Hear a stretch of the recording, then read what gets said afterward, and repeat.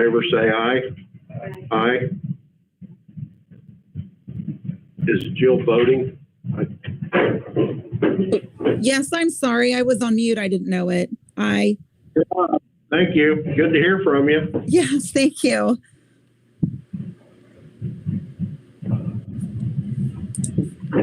Okay, next on our list is the consent agenda.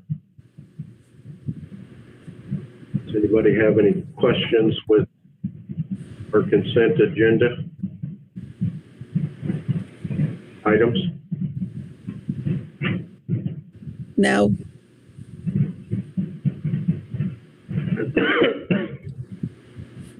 Make the motion, Jill. Let me, I don't remember. I move that we approve the consent agenda. Thank you. Okay. All in favor? Aye. Aye.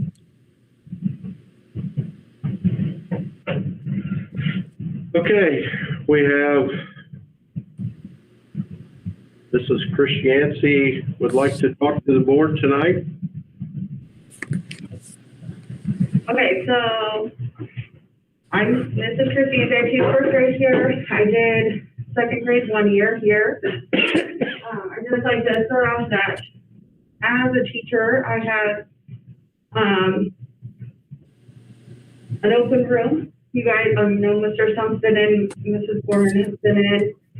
But anyways, I don't know if it's allowed, but anybody is always welcome to come in and see what it's like in first grade and what it would be like to possibly be moved and check out all my stuff. You know, because you tend to consume it all once if you're being moved and possibility of being moved around. And then also as a teacher, I just want to throw out that I did understand that Mr. Stumps and Mrs. Gorman have on the proposal items to have 3 sections of first grade next year. So I just wanted to thank you for putting that as the proposal. And now I'll stop being the teacher and go to my parent point of view. So I am honestly here as a parent today. I do have a kindergartner this year, and dealing with COVID at the end of last year, we were having a rough time anyways when spring break hit as far as academics went, and then we never came back.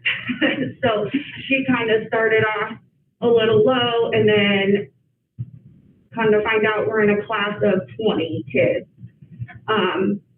Research has shown, and in the past, I've been a teacher for 15 years, research shows that K-1-2 should be at no more than 17 kiddos in a class, especially classrooms that have such a broad span of academic abilities. And I feel that the kids did not benefit as well from having such a large class size. It also does a lot for teacher morale and things overly stressed. You know, and just trying to get the diversity of all the kids and reaching all those kids. So I just kind of wanted to put it out there that I feel very strongly that this class size is way too large to have just 2 sections, and especially with the ability level, and to just look into the research too. I know I sent you guys some of the data at the beginning of the year that I had found, but there's tons out there for just the benefits of setting a strong foundation in that early K-1-2 so that it sets them up for greatness in the other class levels. Thank you for thinking about it and considering it. And again, Mr. Stumps and Mrs. Gorman, thank you for proposing that we have 3, because I definitely think the kids will benefit, and mine too. Thank you. Thank you. Thank you. Thank you. Okay, we'll move on to 4.1. Mr. Hanson has some information for us on our technology.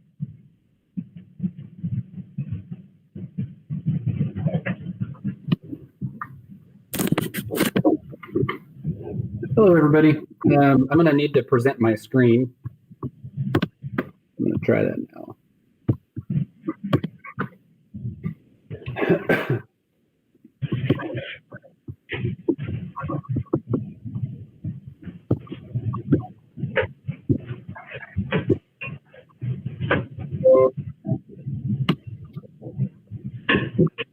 Okay, can everybody see?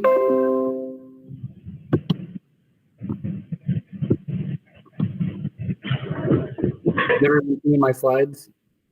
Yes. Okay. Thank you.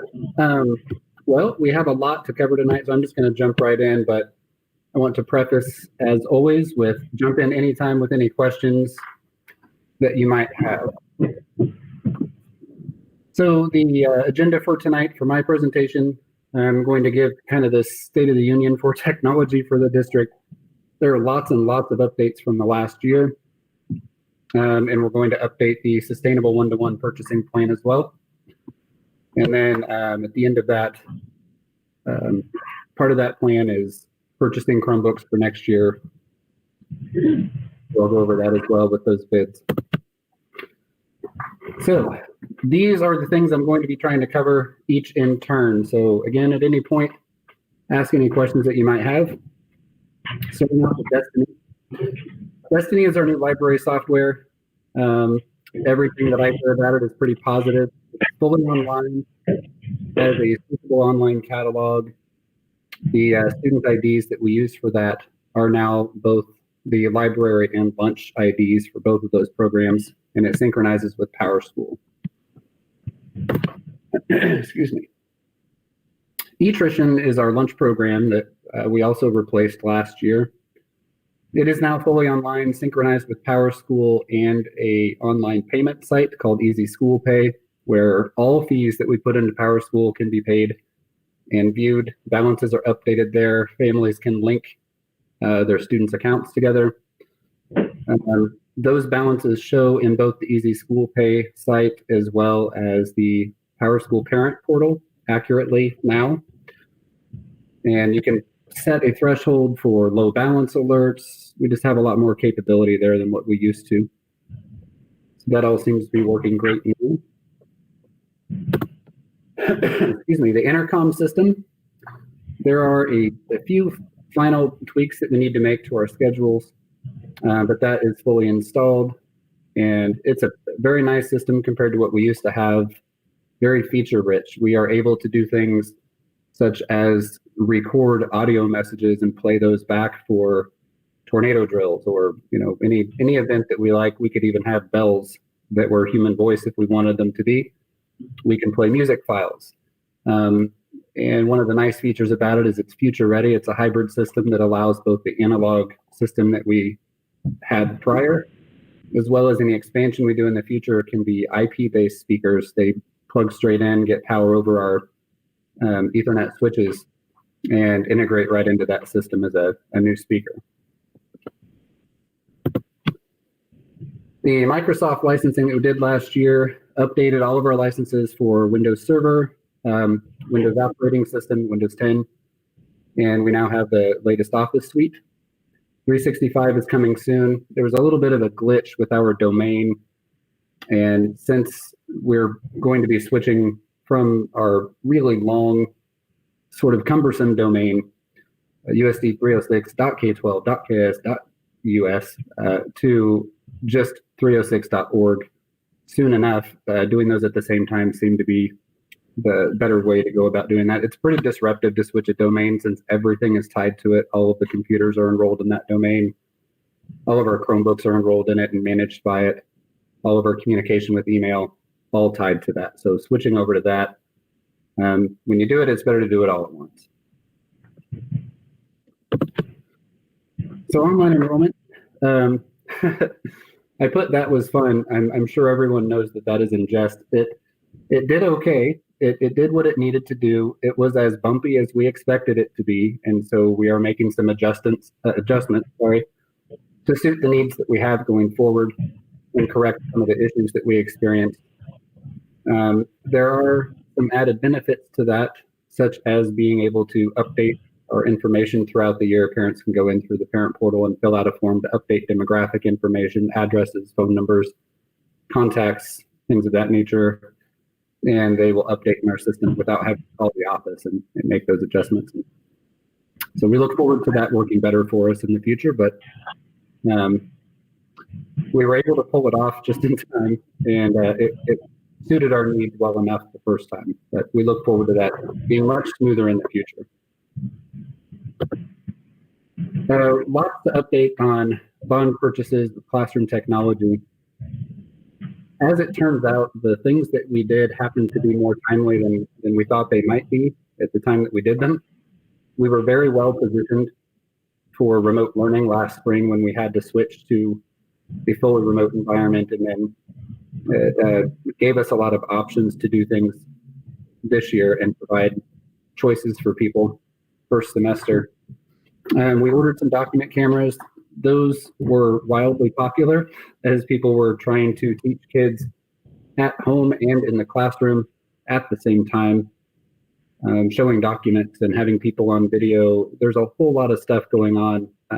I've got to give a lot of kudos to teachers for their flexibility and their ability to kind of juggle so many things at once and be very effective at doing it. Classroom audio, I, as a tech guy, usually say that if I don't hear anything about something that we put in every classroom, it must be going pretty well. And I haven't heard anyone complain about the classroom audio at all. I've been in many rooms where I am repeatedly amazed at how clear the audio is with such little effort on the part of the speaker. So I think that people have enjoyed that. I did hear a few comments from some people who just said that their voice was intact the first week of school in ways that they hadn't experienced in their entire teaching career. So hopefully that's going as planned too, and that not hearing anything is good news. There were lots of additional purchases that we made that I'm not going to spend a lot of time going through tonight just because this is such a large presentation, but we got virtual reality headsets. Those are, if you haven't had a chance to see those in action, it would be pretty neat to have someone come present at the board about how they've used those. But you can stand inside a working heart, see how it operates. You can toggle on and off different maladies and see how they impact the heart and its function. Just neat things like that that really make a visual experience for some more abstract concepts. We don't really get to take people apart and look at their hearts very often, so having a virtual way to do it is very educational. We've got some robotics things, some sort of STEM-related things in classrooms. We got just a lot of additional, I think we got some things that will help with coding. So kind of across the board, people came up with some good ideas, and a lot of those got funded and are making an impact in the classroom. So the really big part, at least as far as money spent and impact on everything, was the technology upgrades that happened on the infrastructure itself. So starting with the internet coming into the building, from there, where the internet gets handed off to all the other places in the building and locations where there are switches, there are now 10 gig fiber connections between all of those. The one exception being from the main building to the district office. That is a 1 gig connection. It's buried underground, and upgrading that will be something years down the road before it needs to be upgraded and before it impacts anyone negatively. But that was left in place simply for the reason of having to dig up and run new fiber. It was a very cost prohibitive thing to do right now. Since it's not impacting anything, that is the one connection that is still a 1 gig connection. Everything else is 10 gig fiber. We upgraded all of our battery backups. UPS is uninterruptible power supplies. Remember those from last year. Lithium ion batteries instead of the lead acid ones. They last quite a bit longer. Lifespan. We upgraded our network attached storage. That's pretty much everything we store. We have over 5 times the capacity that we used to, including a lot of storage space for solid state drives that house all of our virtual servers. So those are very fast compared to what they used to be. Over time, we have reduced the number of servers that we host in-house. A lot of those have gone to the cloud. There are some obvious benefits there. You have people with degrees in IT security making sure that our things are secure. The maintenance we don't have to worry about. The servers that we do have are all virtual now, running on one server. So we have several virtual instances running on one server now. Again, they're all much faster, running on solid state drives. We have all new switches. All of our switches are power over Ethernet capable. So we can power all of our access points, telephones, in the future, IP speakers. A lot of things are powered over Ethernet. Our security cameras. So we don't have to pick and choose where we plug something in. Every single port can now power all of those devices. Our access points are all new. We have a new firewall. We have a new content filter. So just about everything that the internet touches in our building end to end has been upgraded in one way or another. And there are still some issues remaining. They are limited to the wireless environment, and a lot of things have been done to try and mitigate that. I can go over a few of those, what the problems are, what we've done, and what the plan is going forward. But hardwired connections are running just stellar. We now have a 500 meg connection from our internet service provider. We typically use about half of that, about half of our capacity. So that overhead is nice to have when there are peaks and bursts. But as far as the wireless environment goes, we've been struggling with it all year. I say we, the people who installed it, TC Wireless, have been working with us throughout the year, continually coming back to problem solve. I also have some internet sensors from a company called YBot that basically sits on our network and sniffs out all day to give us data on what might be going wrong, and some various things that have been done there to try and reduce interference and things like that. So I assume you'd have some questions about this. So if you don't mind, I'll kind of just, and I know some of you are a little more well-versed than others in all things internet. So just keep in mind that I'm explaining these things for anyone who might be watching at home and doesn't quite have the same understanding that you do. But essentially our wireless network has two bands. We have a 2.4 gigahertz channel or band and a 5 gigahertz band. And if you think about these as like walkie-talkies, when things are on the same channel, they overlap, they interfere, you get problems. The 2.4 band is where everything else operates. That band is the one that travels through walls better. It has a wider coverage area and travels through obstructions better, but it's a slower network. And it has a lot of interference on it. It has fewer channels that you can choose to avoid overlapping and having some of that talking over one another on channels. So interference on that band is harder to avoid. If you think about your wireless mice, Bluetooth, lots of those kinds of wireless streaming devices, most of those things operate on that 2.4 band. So one of the adjustments that I made was to take all of our district devices, our teacher laptops, our iPads, our student Chromebooks, all of those are only operating on the 5 gigahertz connection now. So they are only connecting at the faster 5G speed. To help with that a little bit, because the 5G doesn't go through obstructions as well, much less interference. It has quite a few more channels that you can use to avoid interference on that band. But again, coverage is the issue. And so whenever you have metal storage file cabinets or people, signals don't travel very well through people or too much water. So we are replacing some access points from the large ones that look like the UFOs that you see hanging up. Those are made for real big areas, cover wide spaces. We're going to be removing some of those and replacing, or not even replacing, but placing in-wall access points in many, many more classrooms.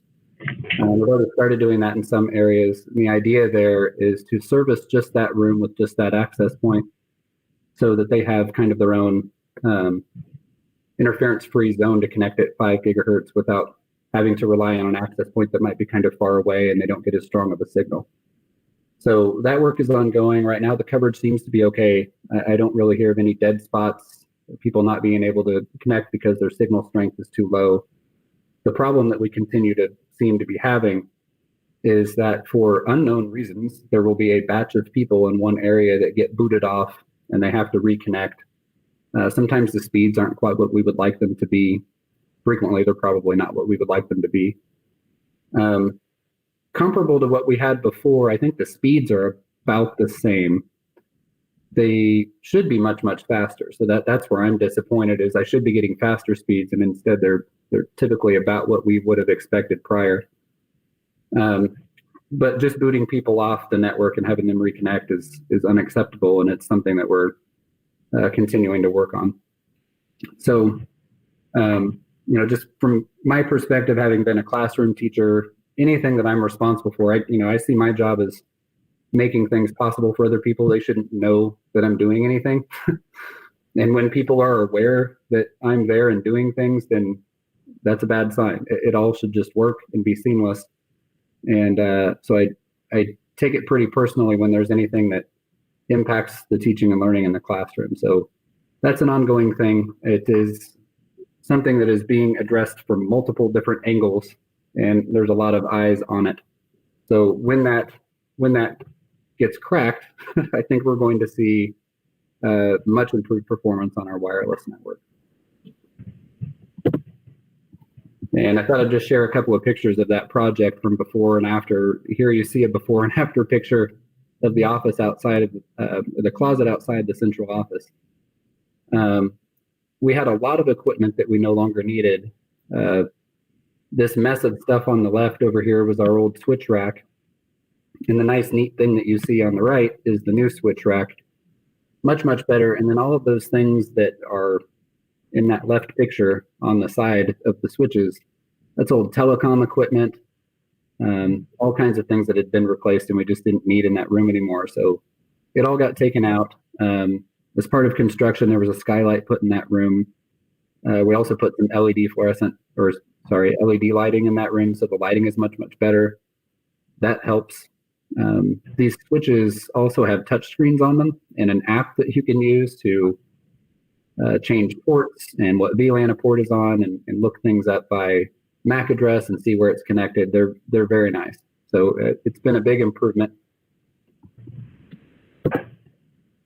Here's another shot of basically everything you see in this picture was in that closet and it's now gone. This is all telephone wiring, some access control panels that were moved, telecom equipment that's gone.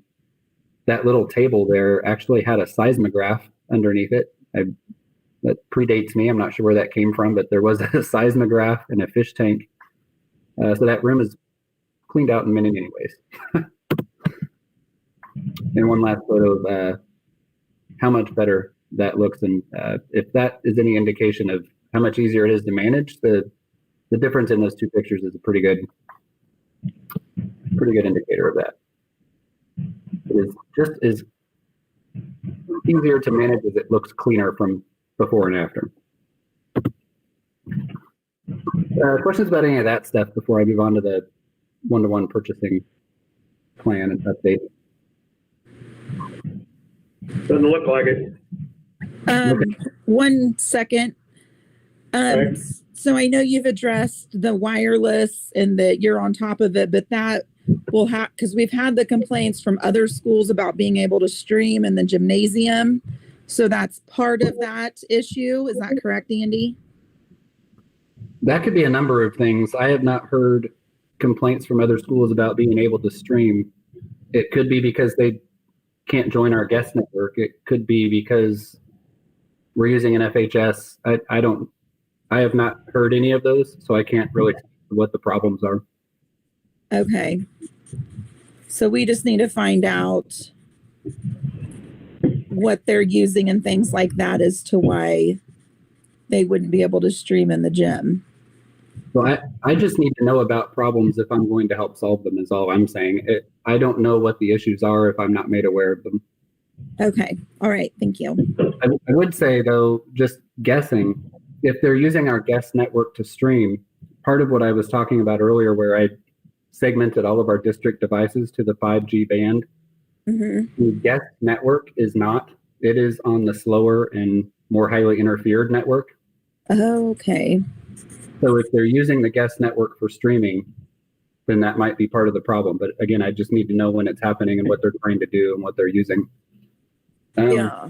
Okay. I did work with Mr. Sager earlier in the year, though, I ran a hard wire in there where our streaming takes place in the gym so that people could plug in and hardwire. So there isn't any reason why most people would need to use wireless when they can just plug in and have up to 500 megabytes per second and not rely on Wi-Fi at all. But again, that's why if someone is having problems, it would be helpful for me to know about it. So if they have the capability of plugging in, I could point that out to them. But I know Wayne is really good about that too, and I'm sure he's addressed it. But Okay, that is good to know. Thank you very much. sure. And I can only see my screen right now, so I don't know if anyone else is raising a hand or something. So just let me know, or again, just jump in if you have questions anytime.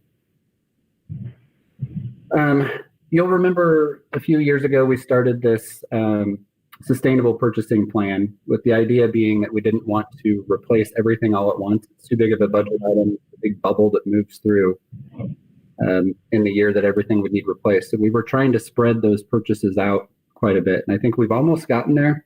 I'll show you an updated version of that in a minute. The one that I sent out earlier was just, it's really difficult to follow. And there are several reasons for that. The high school model is the easiest to follow. We simply buy a new device for ninth grade every year. After 4 years, the idea is that they would graduate as seniors and keep that device. We have not had that model for 4 years yet. And so part of what makes things a little bit confusing is each year's graduating senior class has their devices moved down to one of the other grade levels where a purchase would need to be made to help spread those things out a little bit. So in a linear graphic, when you're trying to represent what we're doing graphically, it's very difficult to follow when something jumps from a grade level in 1 year to another grade level in another year. It's really difficult to see what's going on there. So I kind of changed it a little bit, and hopefully it makes a little bit more sense. Another big part of what makes this difficult is we have 4 grade levels using iPads. iPads are quite a bit more expensive than Chromebooks. We typically try and use them longer than Chromebooks, although part of breaking out some of these purchases, we used one device for 5 years, one Chromebook for 5 years when we planned on 4. It looks like we're going to make it through this year at those 2 grade levels using that oldest device that we have. It's been pretty tight, but it's worked okay. And those 2 grade levels are the ones that need to be replaced this year. One of them will be replaced with seniors devices graduating this year. And then I believe, I'll look again in a second, but I think the year after next is when people will begin to just keep their devices. We won't need to repurpose them in another grade level. So this is kind of what I changed it to, instead of all the color coding and things like that. Essentially what you're looking at here is we have academic years along the top, grade levels on the left. And I just went down the column, and the number that you see is whether it's year 1 of that device, year 5 with that device, and so on. So for the most part, whenever you see a 4, that means that's the last year for that device. And at the end of that academic year, we would need to replace that grade level's device. So looking at the 2020-2021 school year, we have those 2 5-year-old devices in their last year of service in 5th and 6th grades. And then of course we buy new for 9th grade every year. So that represents 3 grade levels that we would need to replace. But again, we are going to use the graduating seniors devices in next year's 4th grade class. So the 4th graders will take their devices with them to 5th grade, and we will only need to buy devices for 2 grade levels. Next year, the big bubble of iPads comes along, and those will need to be replaced. So we'll revisit this again every year. Some things do tend to change here and there. It depends on numbers in the grade level. Sometimes something that's planned for one grade level will get moved someplace else because I have fewer of these devices and there are fewer students in that grade level, so things get moved around. But for the most part, this is for fiscal planning. And the big part is just that we try and spread out how many grade levels are being replaced at a time. And under this model, right now, the largest number that we would need to replace in any one year is 3 grade levels of Chromebooks. And we have it spaced out to where iPads will be replaced on the years where only 9th grade Chromebooks are needed to be purchased, so that it lessens the impact of buying the more expensive iPads in the years where we're buying the fewest Chromebooks at the same time. So this year's bids for Chromebooks, we did see a price increase across the board. As you can imagine, there's a global demand for devices like these, Chromebooks and iPads both. You can't even find a refurbished iPad on Apple's refurbished site. They just don't have any at all in any model year. So devices across the board are hard to come by. Some of these have 6-month lead times or more, but the price across the board has gone up a little bit as well. So the lowest price bid was the $188 Lenovo device from the vendor Two Trees, but that one was 6 months plus lead time. We could order tomorrow and we might not have it in time for Christmas next year. We just don't know. So being that we need to kind of plan things a little bit more concretely than that, the next best thing would be the device offered by Sterling. It's a Dell. I've never had a Dell Chromebook before. So far, they're pretty much all built fairly similarly. They've taken every part out of the models that we have.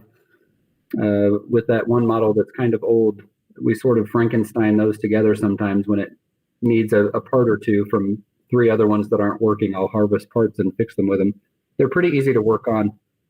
I've heard good things about Dell, so I'm happy to be trying a different device, but that is the one that I would be recommending this year.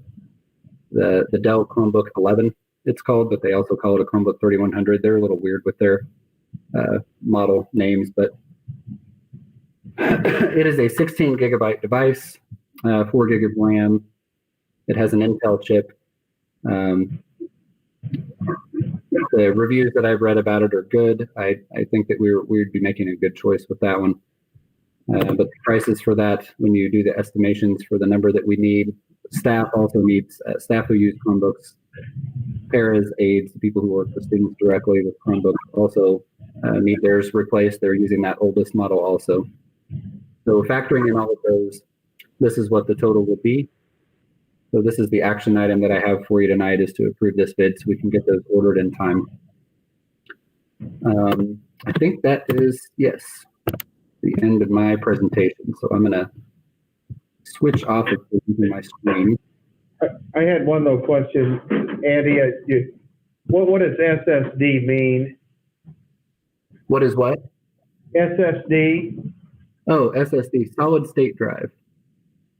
Okay, so one's a 16 and there's some 32s for just a few dollars more. That's not important then? I'm asking your opinion. Yeah, it's more important now than it used to be. And the reason for that is because Google, the operating system now supports using Android apps. So the same kinds of apps you can use on phones, you can use on Chromebooks.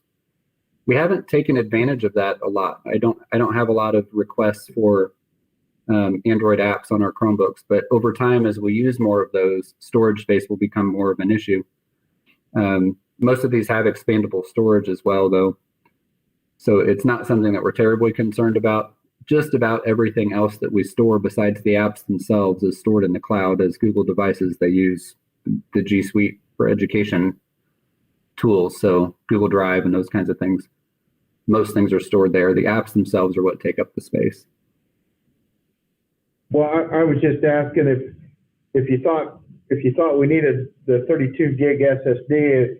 In my calculations, that's another $2,300. Is that not well spent then? You want to stay with the 16? I'm trying to see which device we're looking at here. The one just below it was a little bit, it had the 32 SSD. I think the biggest issue, 6-month delivery.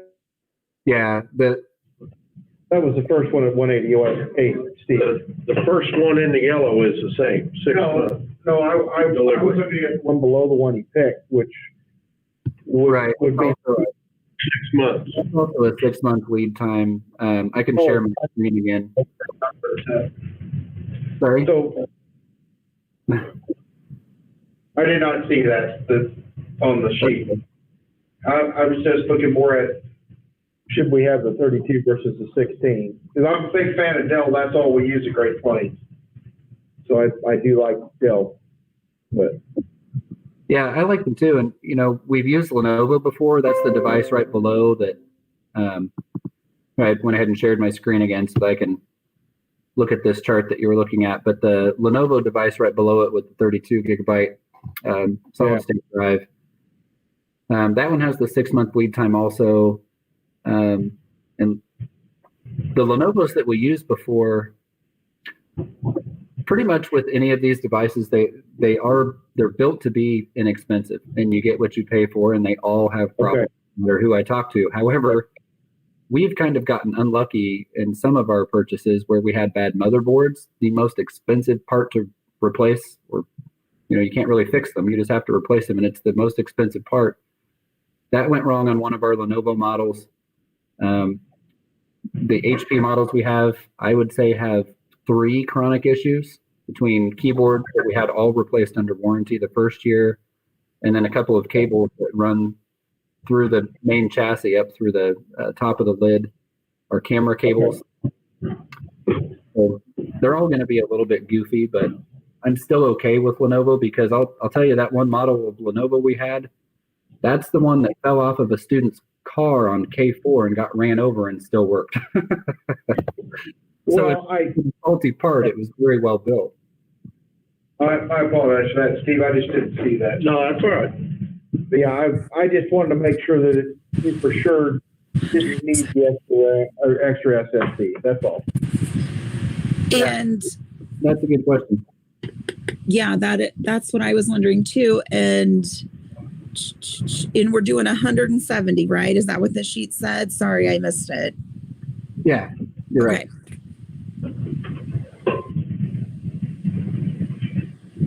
What was the grades we converted from iPad down to Chromebook? Didn't we take a couple grades more? And 6. Okay. And we can't go any further. Is 4 also on Chromebook, or is it 3 is 4 also?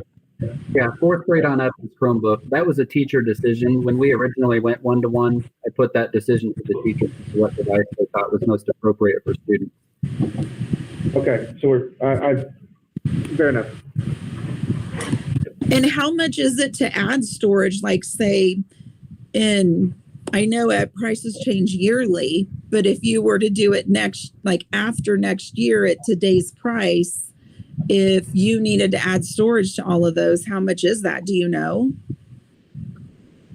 It would not be very expensive to add removable storage. The big question that I would have is whether or not apps could be stored on that removable storage. Since apps are what take up most of the space, I'm assuming that the apps are going to be stored on the internal drive only and not the removable storage, and so we'd be limited to the 16 gigabytes of space. But again, I think we have 2 or 3 apps that are enabled that anyone has requested thus far. And most of the things that we use are web-based. Most things are going to continue to be web-based. It's easier, it's faster, companies can be responsive when they build web-based platforms instead of apps that they have to publish and revise whenever an operating system changes. So websites are much more frequently used than apps. Okay. I don't anticipate it being a big problem, or I would insist on the parents. Fair enough.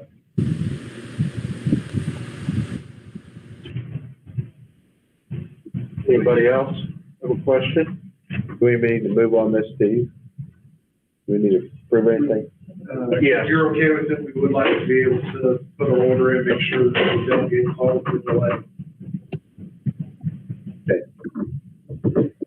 I move we purchased the 170 Chromebooks from Dell that Andy has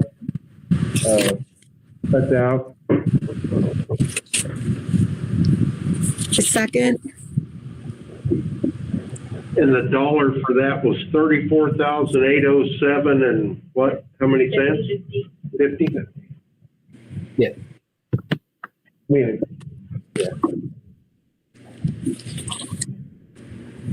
All right, we have a motion. All in favor, say aye. Aye. Aye. Opposed? Same sign.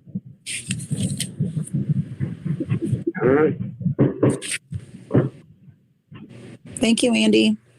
Thank you, Now, guys. thank you.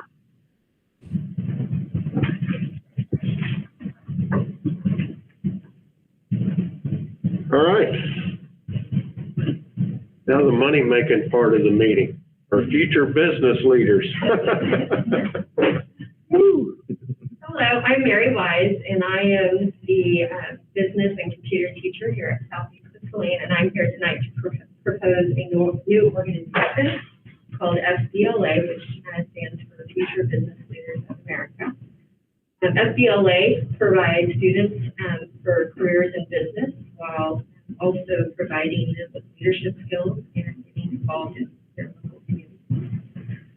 Students will be exposed, that join the organization will be exposed to college preparation, career exploration, again, community service, networking, and also the opportunity to compete in over 70 different competitive events that span in over 10 career clusters. The structure is very similar to SCCLA and FFA. They have a leadership conference in the fall, and they also have a regional and state competition in the spring. If they I'm not sure how the placement works, but if they place well in their competitive events at the state level, then they go on to the national level if they choose to participate there, which is held in the summer. Costs associated with SBLA, there is a membership fee that expands with a national fee, state fee, and a district fee, and so that's about $20 to be a member. And then also the cost associated in participating in those other events. To offset these costs, I'm hoping that students can help run the new coffee shop, which is SES Brew, and make some of the profits that they earn or that we earn in that coffee shop. Year to date, and we've been running for about just shy of 2 months, or just, I would say, close to 2 months. Our sales are around 2,600, profits 1,300, with an average sales per day anywhere from $55 to $60. So very successful, the coffee shop. I'm also proposing a supplemental pay that would be similar in structure as FCCLA and FFA. I know that this organization would benefit, of course, my program and all of the business and computer course offerings that we offer here at Southeast. And I know it will provide an opportunity for students to be involved in a club that might be more of interest to them, and hopefully uphold the tradition that we see here at Southeast with the other 2 clubs, and be successful as FCCLA and FFA has been here at Southeast successfully. But thank you for your time, and any questions that you might have. Oh, one other fact that I found just kind of looking up FCCLA is that there's around 190,000 members across the U.S. And one statistic that I found kind of interesting was that the breakdown of that membership is 58% females and 42% males. So I was very shocked by the breakdown in percentage. I thought males would be a lot higher than the females, but so that's exciting. Mary, I think this is a great thing from being in sales for the last 15 years. Women are just more aggressive, really, I think, and fair. And I hear great things about your coffee shop, so that's good too. Do you know, like, they will give you the like what to do for the competitions? Like, do you know how that works yet? Okay, so when they go to the regional, basically it's really just preparing them for what they will experience at the state level. So they get that practice run at the regional. So once they have gone through the regional, like I said, it gives them practice, and then they go on to the state level. And there's, like I said, over 70 different events that they can compete in. So it's not just objective tests. There's also team or just different groups that can go in and present on different business topics. So just some examples of some of the competitive events with this organization. And these are classes that I actually teach. Is accounting. They can go, that's an objective test. They can do business law. They have economics, intro to business. Some of the production tests, that's like an application test, is computer applications, database, spreadsheet, Word. Again, I teach all three of those programs extensively in both my computer applications and my advanced computer applications class. They can go into like a presentation team for finance, entrepreneurship, where they have to present a business plan. And then they also have some individual presentations where it would be extemporaneous or prepared speaking. I like the one, it's called event planning. I think that sounds really fun. Yeah, there's a lot of just different, again, events that really correlate to the classes that I teach. Yeah, that sounds great. That's exciting.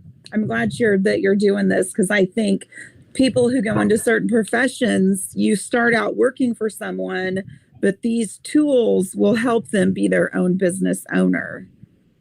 And to already know how to do a business plan, that would be wonderful. I think it's great too. I mean, my concern is if we have the student population for everything, and that I'd hate to have. And I'm not saying I would vote against anything like this, but I mean, it really does give me a pause or a caution on if we are taking kids from a current organization and doing it. I mean, how do we balance that? And I'll tell you, just from what I see in my courses, that a lot of my business kids aren't the ag kids, and they might, I think they might not be the fast kids. Yeah. So, I would probably with males in this organization, just because I would agree. That's what I see in my class. And then back to what you had mentioned, yes, I was the advisor for BPA, which is Business Professionals of America at USC 305 for 13 years, and very similar, the two organizations. SBLA is for more of the smaller school, where my BPA, we competed against all the Wichita Kansas City schools. So it was, even though I did take 4 students, I think 3 years ago, just to kind of test the waters to see how we would compete with BPA, and all 4 of my students qualified for nationals. So we can compete with big schools too. So. But it will be a draw for kids coming this way.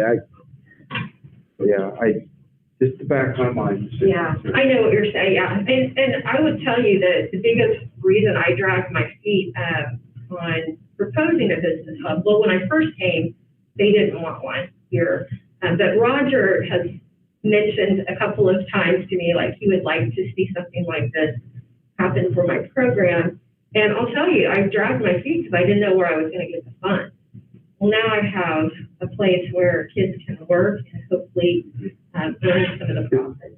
I mean, are other clubs gonna be a little envious of that? Well, yeah, that's what they're fundraisers. Right. I know, but they don't have it ready-made every day. No, but I do like. I mean, FCCLA, we cover enchiladas, and I think we already have some established. That's fine, yeah. I'm just playing devil's advocate. Yeah, bringing up that, I have also thought that, and I thought, well, maybe, and I think I talked to Mrs. Wright on this. I said, maybe they take it for a month, and they get to earn the profits for the month of. I don't know if they want to take it, but I would give them the opportunity because I see what you're saying. Like, I have this already. Like, I got to do it during the school day. Yep. And I've already kind of thought through that and thought, it would be fair to maybe, and if this wasn't going to pass, then absolutely I talked to her about ways that we could maybe give back to those different organizations with the profit. There probably needs to be some thinking through of that. Some kind of a joint thing, like FCCLA is going to make some muffins and sell them. In the group. Yeah, if you guys figure out a way to work together and to cut them in on that. To do the floral out of my group.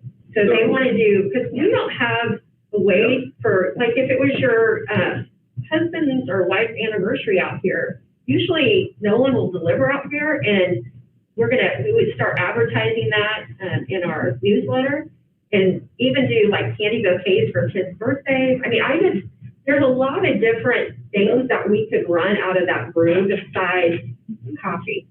And I think that's where the new entrepreneurship class, we're going to look at various ideas that we can start integrating some real authentic. So that gives you that supplier model, the cost of goods sold, and the vendor situation if you were getting it from the FFA. Well, it gives the kids just an authentic experience with running a small business. Yeah, because I mean, you would be buying from somebody and getting all resell. these other CTE programs to maybe do like a small business where they run it through the group and selling their stuff. Yeah, yep. There's a lot of schools doing this, and we need to get on board.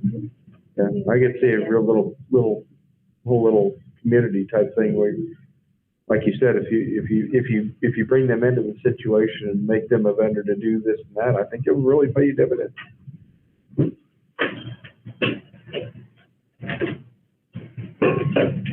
Anything else? No.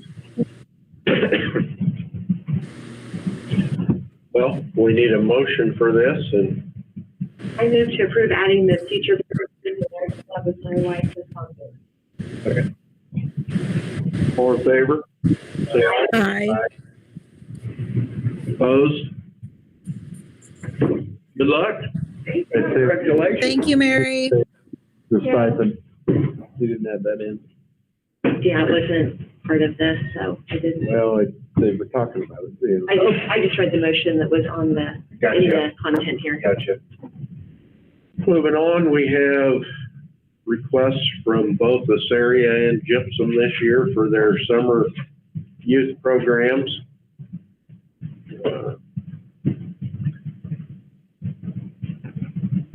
I assume that these are, I read through the Assyria one real quick and looked at the Gypsum. These are going to be the same as all the other years. We let them use a bus. They pay for a driver. They pay for insurance, and nothing new.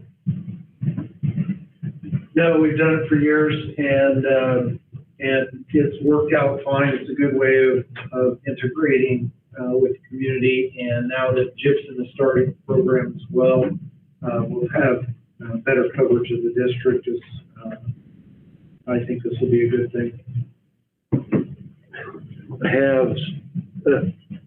I know that Assyria always,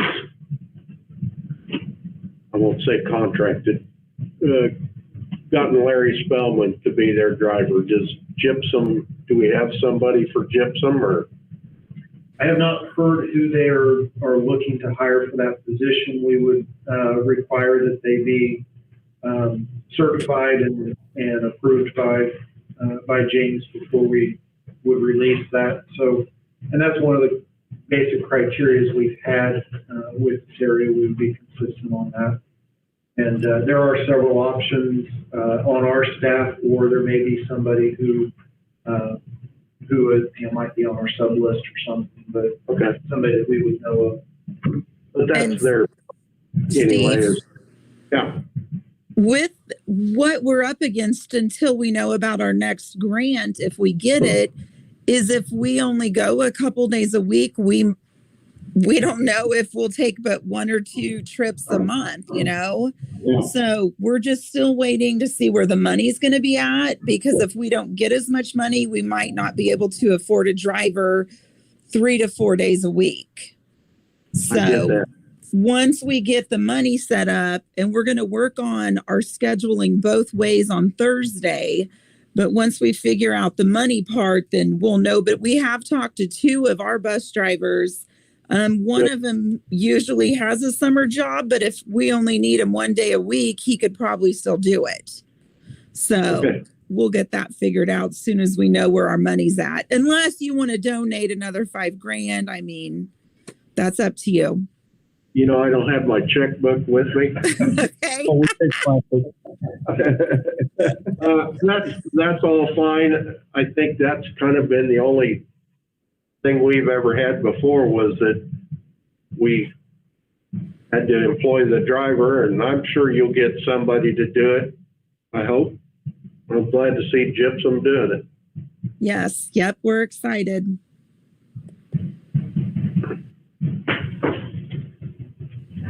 Any other questions on this? Somebody want to make a motion for this then?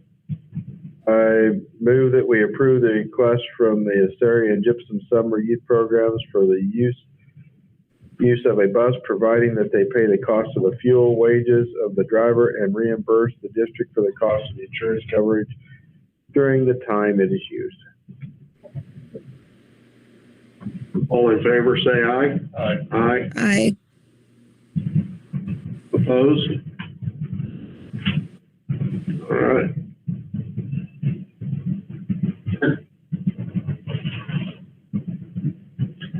Okay, now we want to talk about teacher numbers and staff proposals. I've included in your materials the current enrollment per grade level as it would be advanced.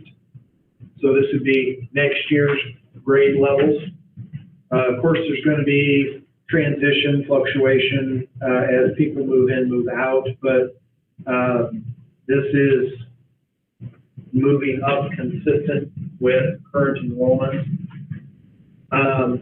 You'll notice that our projections for kindergarten warrant staying at 2 sections. We had a parent presentation earlier, and she did mention we currently have 2 sections of kindergarten, but we are recommending that we split that into 3 sections as they go into first grade. We did have a number of students that did apply for that kindergarten class last year. This time last year, we were just going headlong into the COVID wall and did not feel like we really could be bringing extra students in. That extra students would impact our social distancing within the building. And that was part of our decision.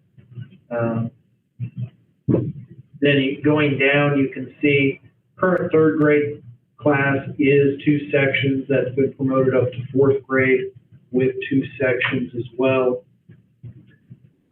Adding them all up, we're at 19 sections. That is the same number of sections that we have this year moving forward. So it would be no change in total number of sections for next year. And this is what we are recommending for approval. So we have the same number of challenges in certain grades that we had last year the same? Well, kindergarten has been our most challenging with numbers, and by splitting them 3 ways for next year, it actually maintains the number of sections, but it does split that specific class. Everyone returning from that kindergarten. At this point, all indications are, we did a survey basically at parent-teacher conferences to kind of see where everybody was. We anticipate that they come back. Of course, it's 6 months away. Lots of things could happen, but at this point, we're anticipating they'll come back. Yeah. And they have 3 classes now in first grade, right? They do have 3 in first grade, so those 3 teachers would stay pat. They wouldn't have to move, which is also another one of those benefits. And we know how much of a struggle that is to, as Chris Yancey mentioned it, pack your stuff up, change grade levels, that sort of thing. In this case, we wouldn't have that at that K1 area. Those teachers would stay there. We are going to have a teacher transition at the 4th grade level because of that class that's going from 3rd to 4th. If we approve this tonight, we're not approving to add the 4 to 6 students for kindergarten until after kindergarten roundup. Kindergarten roundup and applications and all that stuff will happen in the month coming. We have not actually posted applications yet, and we will do that shortly. We typically do that around spring break every year. And all of that will come back to you over the course of the next several months as we start planning for next year. This just sets the base of how many at each level. And again, we're recommending 19, which is unchanged from this current year and in this configuration.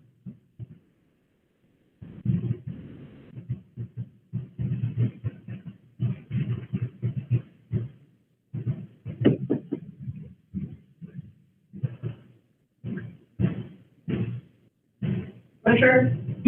What are the, I mean, if I added it up, I'm showing 6 sections of 3 plus 2 because I don't have the data. Is there another section of 2? K and 4. Thank you.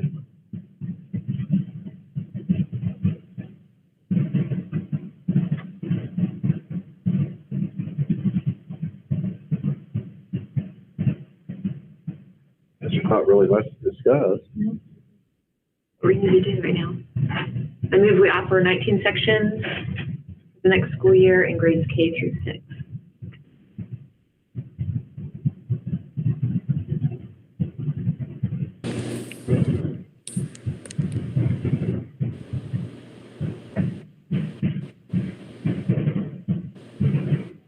Is there more discussion?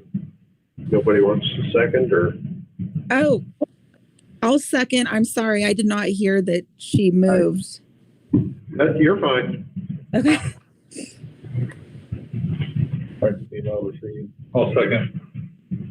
Jill already did. That's fine. I was waiting for the discussion deal. Oh, no, I don't have any questions. So I don't know if anybody else does. No.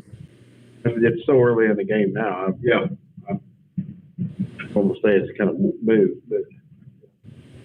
Okay, well, we got a motion and a second. All in favor, say aye. Aye. Aye. Opposed? Same sign. All right.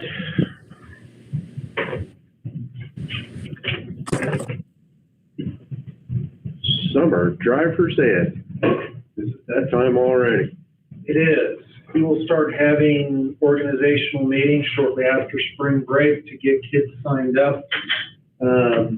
They have to fill out their applications and cards, and they have to be mailed in so that they can get their stuff back. And yeah, we've got to get this organized.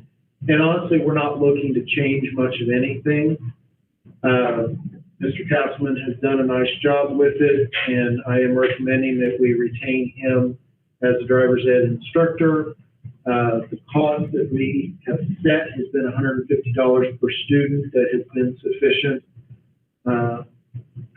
reasonable cost for the student and still a reasonable to cover our expenses.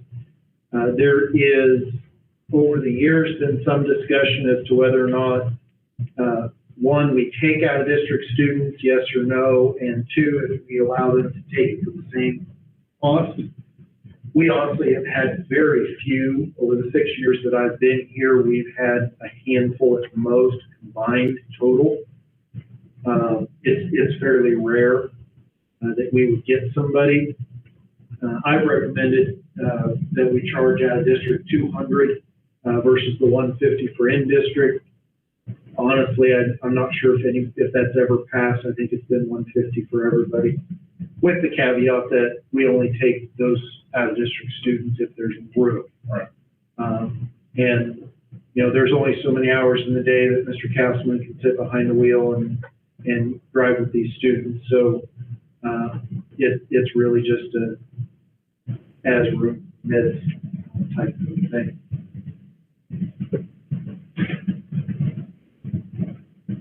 And I'll just ask the question.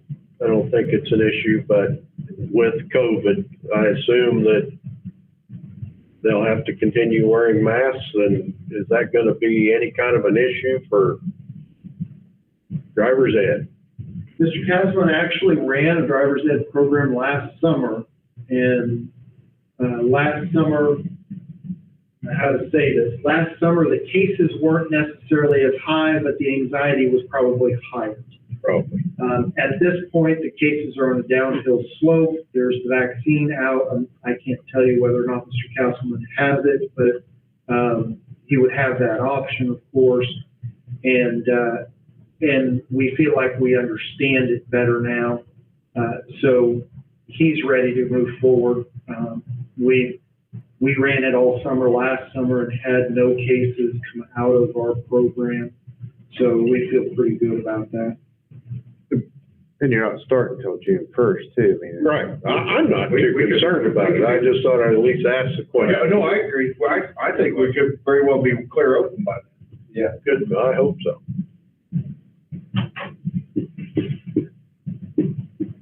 Anybody else? Questions? Okay. Anybody want to make a motion for this? I move that we have the summer driver's ed program exactly the way that is printed in our agenda. I'm not reading that one. Okay. Been moved and seconded. All those in favor say aye. Aye. Aye. Opposed?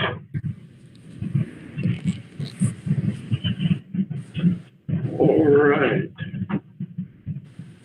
Our top 10 leadership luncheon. This has mostly been decided. Sharice, you might help clarify. I listed a couple things here. Is the 21st solid? Yes. Okay, and the speaker is solid? Yes.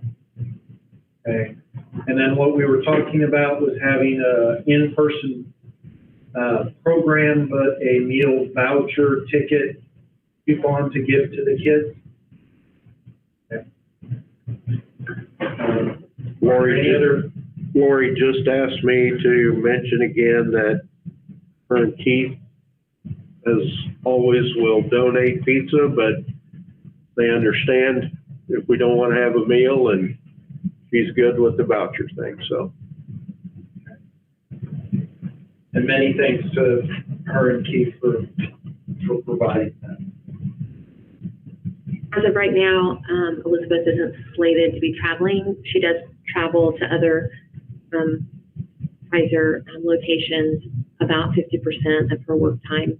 So right now she's scheduled to be here on that date. The off chance that she is called away, then she will record something for us. So. Okay. I am sure that we could very easily, well, of course, it depends on her day, of course, but we could, gotten pretty good at remote, and she could be live, not in person, and that would give us the opportunity to potentially ask questions or follow-ups or that sort of thing as well. So I just want to make sure that my understanding of this is correct and we're all on board. Okay. Sounds good. And Wanda, is that the 21st, 22nd? Is that the day of the Women's Summit in Manhattan? It is. Okay, I did not sign up for that because I just thought we probably needed a familiar face here to do introductions. And so, and plus I think I have track and baseball the next day anyway. So I can be here if someone needs to be here to greet her and introduce. Less than 4 will be at that. Yep, okay.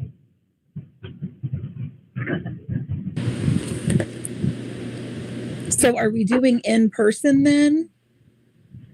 I think we're doing at least the speaker in person with the kiddos Okay. because we can put them out in maybe the theater or. Yeah. There's the front 9 that would qualify now, is that will change.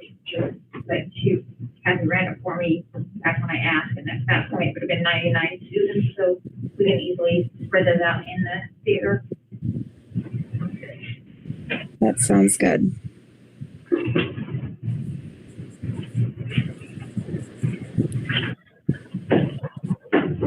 Communications. Anybody have anything they want to share?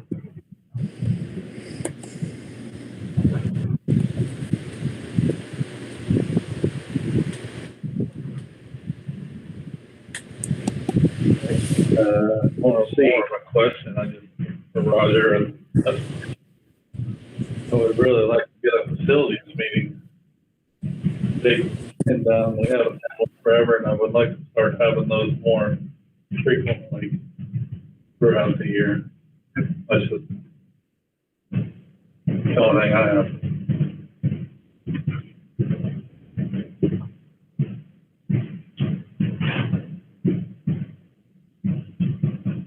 Okay. Let's see, Sharice, and who else is on the negotiating committee? No. No. Me, Okay. I got it done today, Good girl. and I forwarded it to Kelsey. All I'll right. do that tomorrow morning. Sorry. Am I fired? I am done. No, you're not fired. You're not fired. We'll give you a couple of sick days extra to get your homework caught up. All right. Thank you. All right. I guess we're ready to move on to. Okay, I have several things that I've included on my written notes. We met in the shop to talk about some of the projects. The ventilation system could have been upgraded on a more local level. We went ahead and asked them to come in and shoot a full bid. That is going to raise the price because we're talking about a full professional. When we got into it, very little of what's up there is salvageable, according to the vendors. We're looking, there's currently 6 booths, but there's room for 7 very easily along that wall. So we received a bid for complete removal of what's in there, 7 brand new booths, and then a ventilation system, a professional ventilation system that would recycle the air and make sure that was industry standard. They are going to have to reshoot that bid to me, but the preliminary numbers were about $110,000,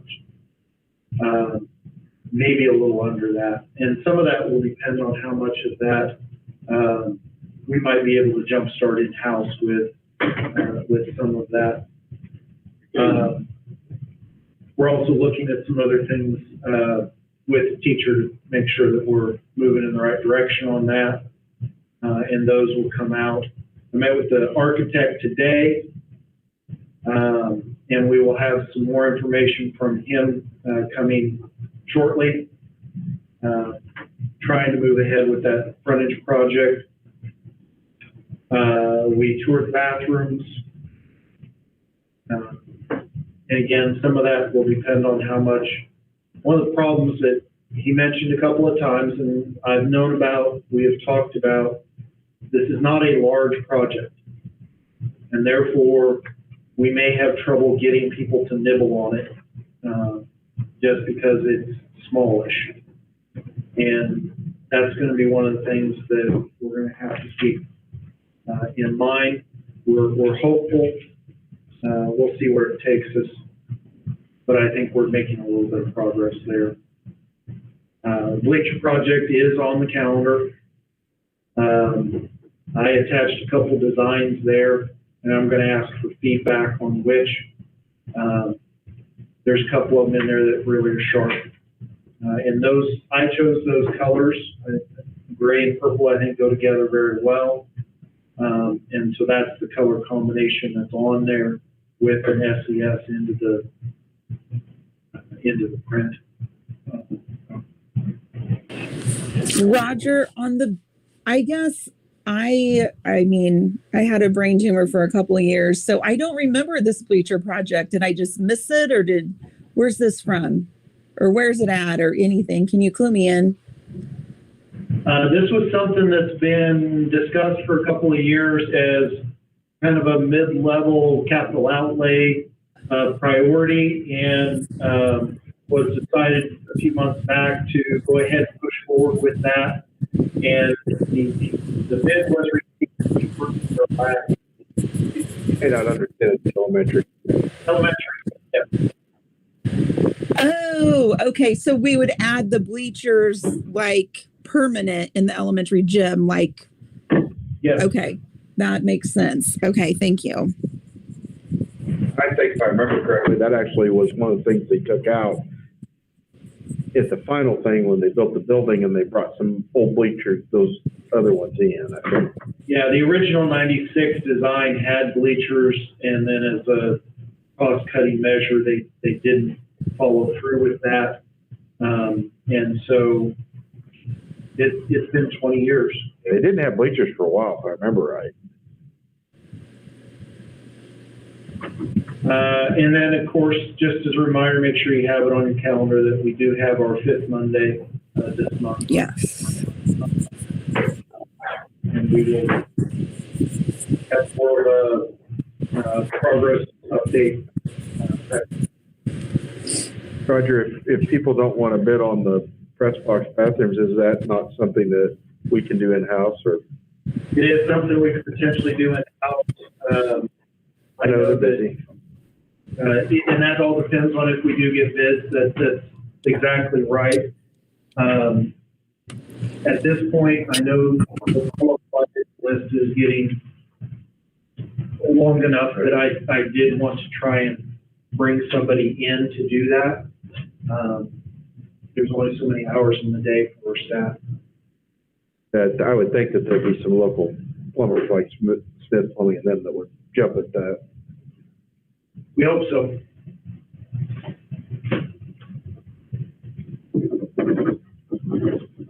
That's all I have unless you have questions. Somewhere in there I read you're talking about that if we went above on the shop project, whether we use capital outlay or make it smaller, whatever. I mean, if you're asking, my vote is to take more out of capital outlay and do what we need to do. And what I was looking at is, again, Rome wasn't built in a day. Some of these projects need to be done before the next thing can be moved in. So we could very easily move some of that into next year's capital outlay as we continue to add pieces and move forward. But at this point, we're a little early on that, and we'll just keep an eye on it, make sure that our budget keeps moving us forward. Yeah, I just feel that they've suffered long enough that they deserve to have their stuff rebuilt like we have everything else. And when do the bleacher decisions need to be made? I'm gonna ask for some feedback on that, and then we'll send the design, in the next couple of weeks. Okay.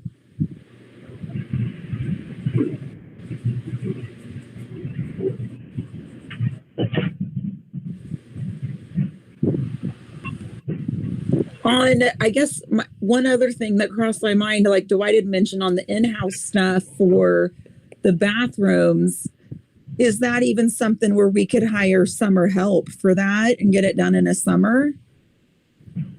And have John be in charge? Oh, plumbing's. Yeah, we want to make sure that it's done by skilled labor. So it's something John would do a good job if he did it himself, but if you're going to hire somebody, they may or may not have that skill set to make it right. I don't want to have to redo it. Okay. I bet you have somebody buy a local plumber.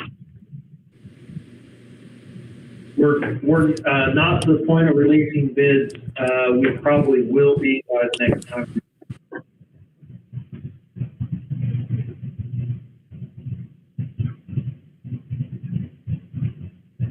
Trouble's gonna be is, we're gonna do some plumbing, painting.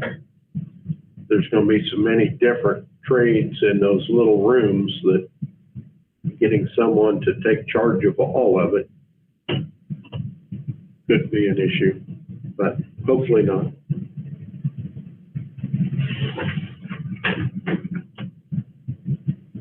Shall we move on to the principal's end?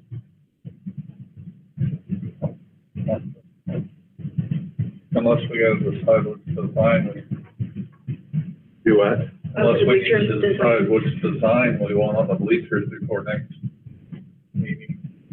I know it's hard to tell just in a picture like that and to imagine what it's going to be like translated to bleachers, but I thought the fourth one, you can just, those letters pop a little bit better than the other ones, the number 4. And then my second choice would be the number 2. No, I just meant the order that they're in on my list. Purple bleacher with the gray SES. These are That's gray. the last one. Mine's gray with purple, dark gray with, I thought the purple background with the gray letters, at least on here, is easier to see that it's SES.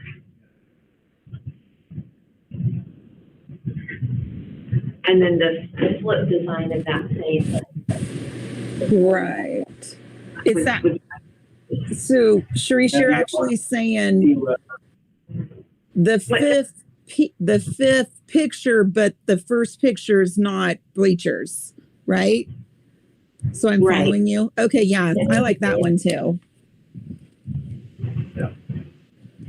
I like the bolder letters.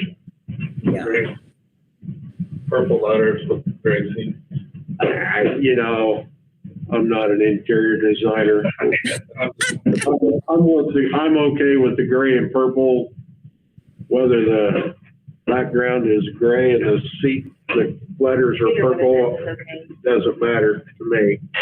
I like the bolder letters, I'll just say that. Trying to figure out which one you got there. So you like the smaller purple letters or the bigger gray letters? Yeah. The bigger gray purple, the bigger gray 5 or letters with 7. purple background. Okay, yeah, I like that one, yeah. When you say bolder, I don't know if you mean color or bigger.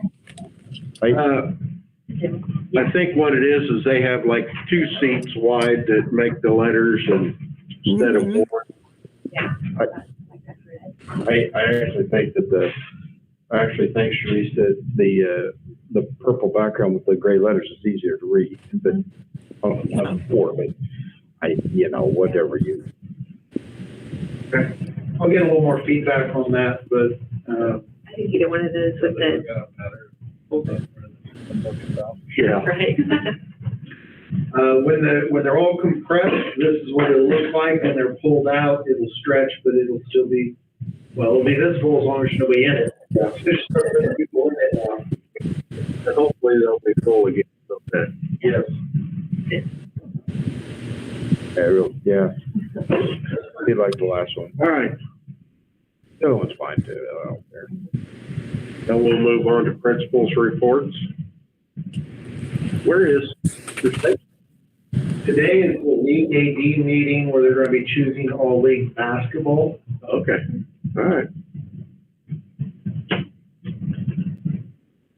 I don't have anything to add other than what was in my report, except we've worked with Scholars Bowl tonight, but keep in mind, 8th grade went undefeated. I don't know what 7th grade is. Three.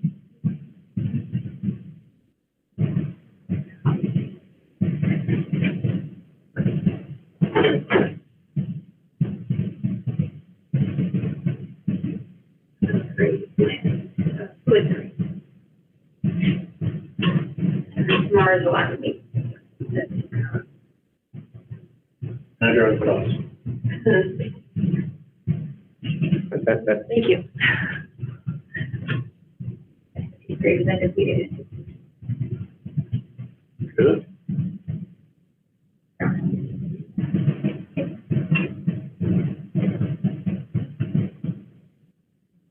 Okay, questions for the principals?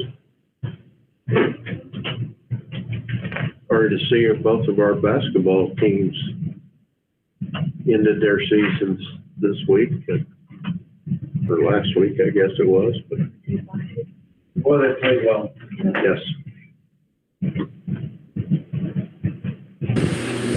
Had to get out of track. What did the girls score? You ended up at? I missed the last part of it. Final score?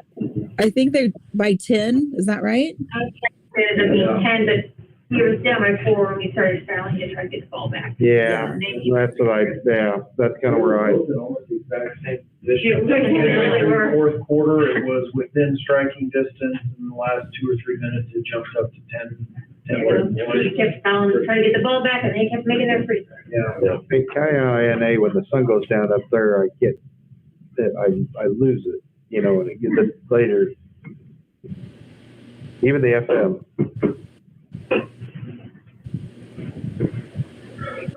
Okay, we are ready for executive. I don't have any student topics prepared for you, so the next one would be personnel. Okay. And if you have any questions on personnel, and you'd like to talk about the hires, I work with don't.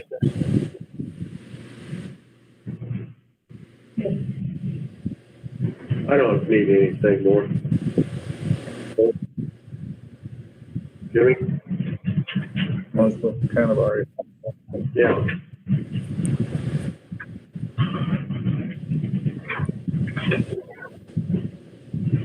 Okay.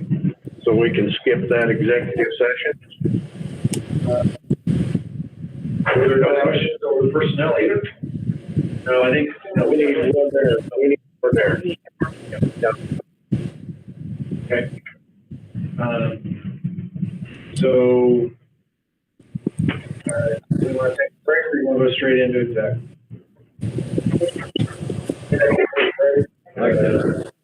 For break. Oh, 5 minutes? Oh, yeah, just, Yep. turn over that way. We will take a short 5-minute break and be back at, from my angle, 8:05.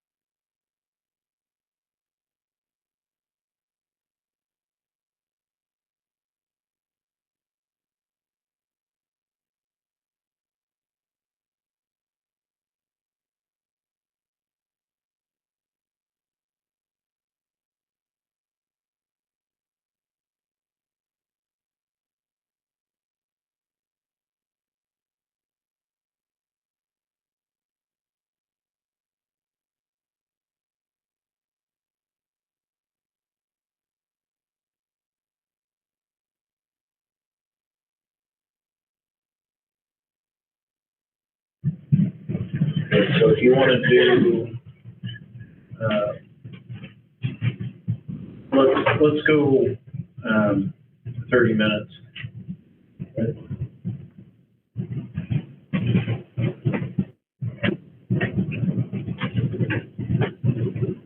We're live again. We are live. Okay, we're back. We need to go into executive session. Can we get a motion for personnel reasons? Maybe if we go into executive session for personnel reasons, how many minutes? You think we need 30? Yes, for. Oh, 30, for 30 minutes. Okay. We can't take it back. I mean, we can't come out early, so there's that. I didn't know we needed that long. I'm good. Second. Okay, all right. All those in favor say aye. Aye. I. Opposed? All right. We will be back at 8:36. 8:36.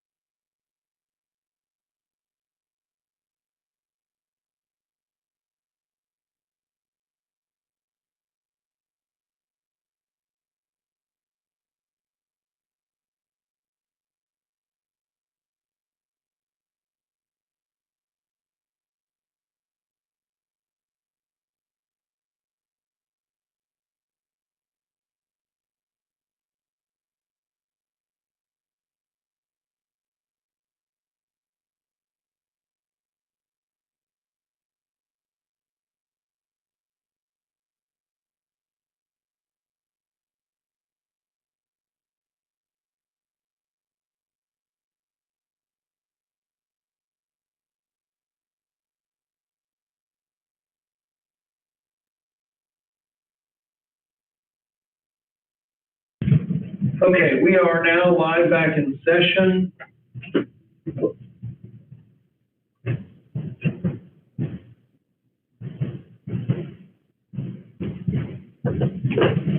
We need to go back into executive session for the same personnel for 10 additional minutes. What do you mean? You guys gotta vote. Yes. Right. I guess I'll move that we go back into executive session for personnel matters. Can I get a second? Second. All in favor, say aye. Aye. Aye. Opposed? All right. 8:48.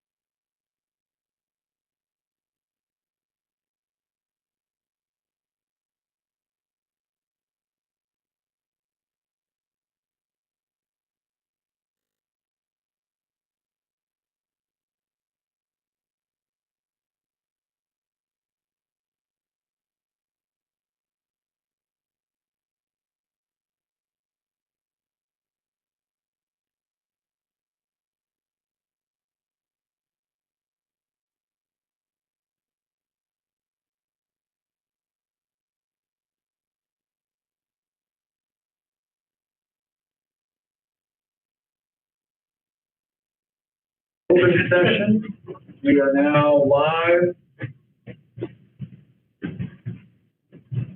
Okay.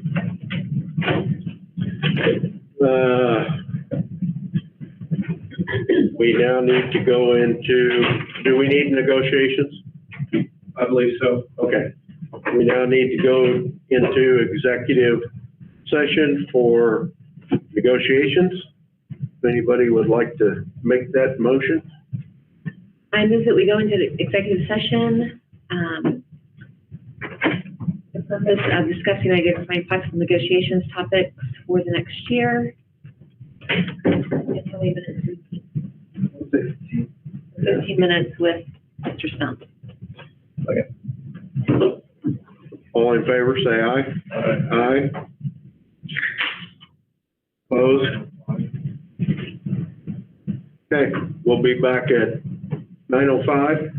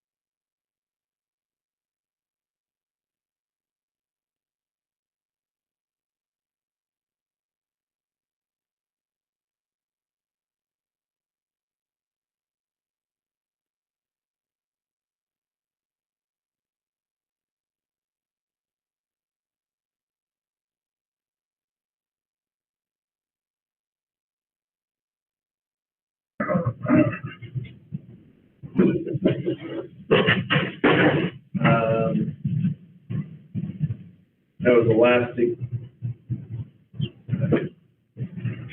the last executive, so are we ready to move on? Oh, yeah. Everybody else? All right, let me stop presenting. But they let him. Okay. All right, I'm gonna hang up on you.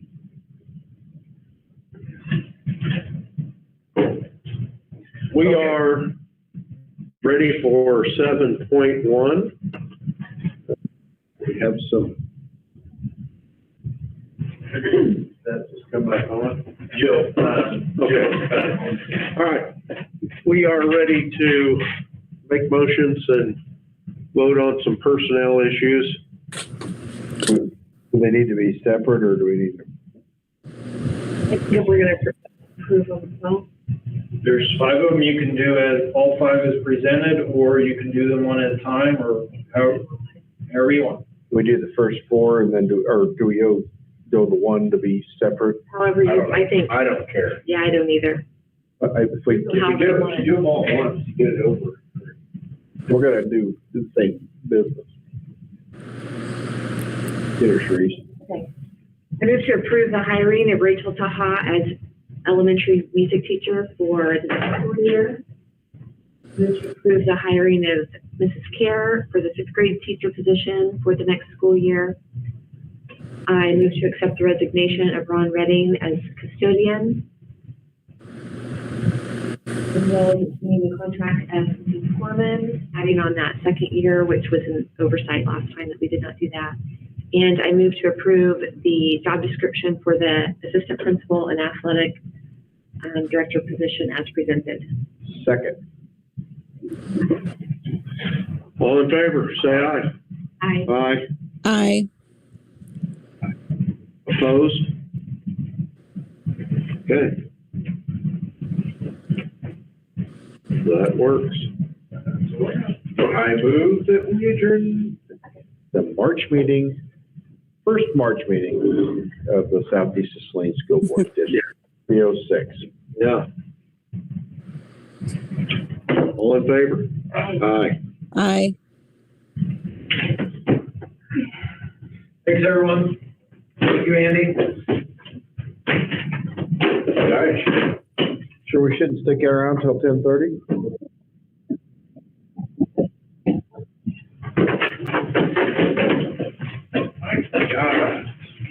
How about was it the California District Board people that were